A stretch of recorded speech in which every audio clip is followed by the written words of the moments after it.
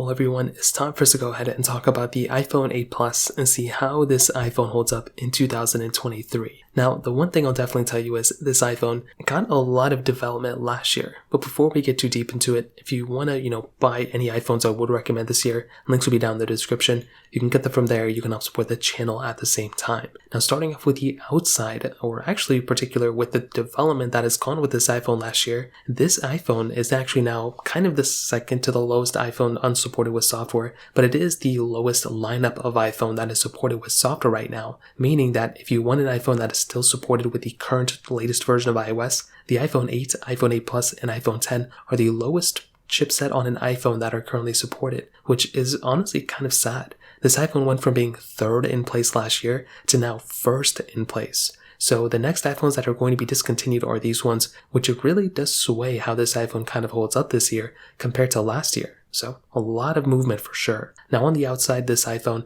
had that 5.5-inch Retina IPS panel on the front, and it was overall a pretty decent panel. It definitely was not bad by any means, and I think it still kind of holds up for sure. I think with the iPhone 8 Plus, this was, since it was one of the last big iPhones, it's, I think, the last 5.5-inch iPhone we've gotten since this one. I think it, was held up decently well with the panel. 1080p, definitely not a bad panel, and I think it's definitely one of its highlights for sure. Now you do have pretty thick bezels on the top and bottom, but I've said this before, with Apple making the iPhone SE3, it's kind of future-proofed this iPhone a little bit more. The fact that it actually looks kind of like an iPhone that Apple is still selling is kind of fascinating to me, so I think from that standpoint, it makes this one feel a little bit more newer, although it's a very, it's not newer by any means, but it makes it feel a little bit, I don't know what the right word is, maybe less out of place because Apple's still selling the iPhone SE3. Regardless, you still have Touch ID 2 on the front too, which is nice. A lightning port at the bottom, kind of a curved side, so not a flat-sided phone, but still fairly thin. I'm surprised how thin this iPhone feels for how big this iPhone feels for the most part. Now on the back, you do have a little bit of a glass back as well, which feels very good. Not, does not feel bad by any means. It feels like a very, very strong premium phone, and even though mine has a cracked glass back, this thing still holds up very well, which is very funny. Now we do have that dual camera setup on the back as well, and overall this is still a very premium feeling iPhone. I think this thing has lit up very, very well throughout the last 6 years that this thing has been out.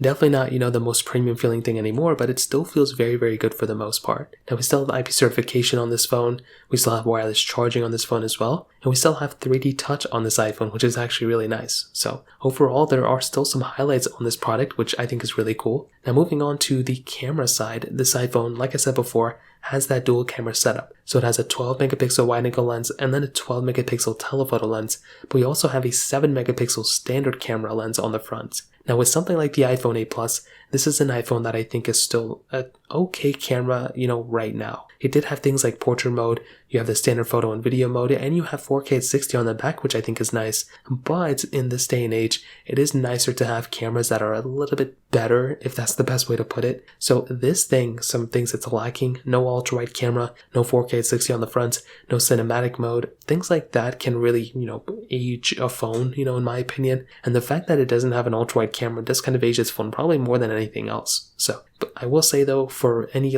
camera comparisons I've done for the last, few months or few years for that matter, most of the time the iPhone 8 Plus has held up decently. It's not like it's going to outperform an iPhone 14 Pro Max or anything, but if you're wanting to go ahead and take a quick photo of anything, even now I'm kind of picking it up and taking a photo, it's not that bad. The UI can be a little choppy and whatnot, but I think overall it's still an okay camera. It's not something I would be looking forward to for this phone, but I don't think it's a bad thing either, and I still think if you can edit your photos a little bit, it'll look pretty decent from this thing. I think video quality may be a little bit more concerning, especially microphone quality, but other than that, I think it's holding up, fairly well in the camera department for the last few years. Now, on the software and the longevity side, this is the one area where I'm kind of a little bit hesitant with this particular iPhone. When I look at this iPhone, right, I want this iPhone to last as long as possible. I feel like it deserves it. Unfortunately, Apple has kind of, shortened the lifespan of this thing drastically. Now this thing is, like I said before, the lowest iPhone on iOS 16 right now, and that is pretty much where this iPhone is. It's very, very sad. I don't know what Apple is going to be doing in this particular situation,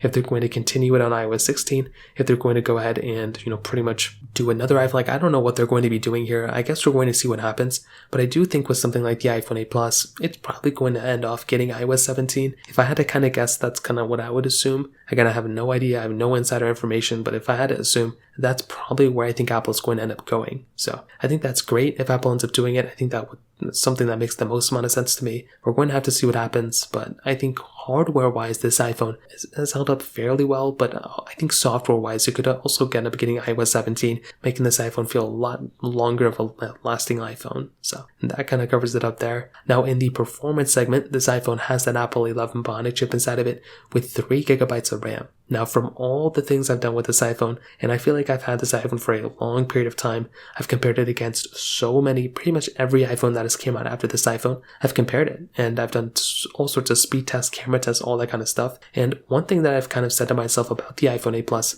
is that it's not a bad performing iPhone. The only issue and the only gripe I have with the 8 Plus is the home button and the amount of time you have to wait for an app to close and open and all this other stuff. Maneuvering around with the home button feels like so archaic nowadays. Even on an iPhone SE3, it does feel noticeably slower than something like an iPhone 10. So those are kind of big things to keep in mind when it comes down to it. Now, from the raw performance, like if you're playing a game or if you're, watching a movie or you're editing videos or whatever, it's definitely going to be okay. It really depends on what you're trying to do with it though. I played tons of games on this type of phone, and really the only issues I've had is sometimes the phone overheats, sometimes it'll glitch up a little bit more than I'm used to, but it's still playable. A lot of these games like Genshin Impact I always throw in here, or Call of Duty Mobile or whatever, a lot of these games have graphic profiles you can change, so you don't have to go and play the highest graphics of all time. You can go and lower it down if you have an older iPhone, and this phone on those lower graphics can kind of handle it decently well. So again, it wouldn't be the first iPhone I would buy because of the performance side, but I do think it's pretty good for the most part, and I think it's okay for the performance side. Again, I wouldn't be the first one I'd recommend, but I think it gets the job done. And if you want an iPhone, I would recommend buying an iPhone 11 or newer, but with the iPhone 8 Plus being the lowest supported one, I think it's okay in the performance side for the most part. So that kind of covers it up there as well. In the battery life side, we have a 2,691 milliamp hour battery inside of it. Definitely not a big size battery by any means, I don't think.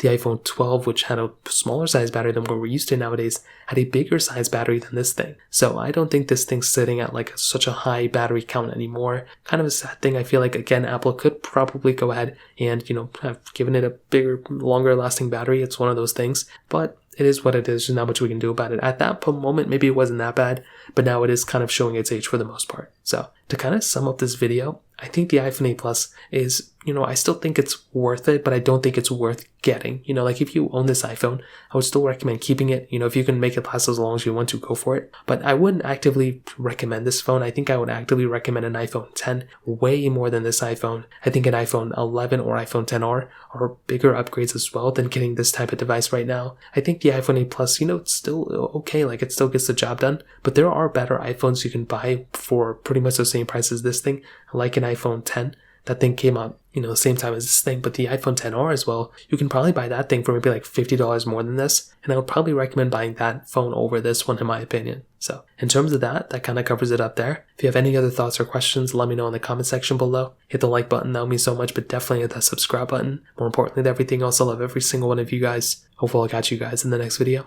Peace out till then.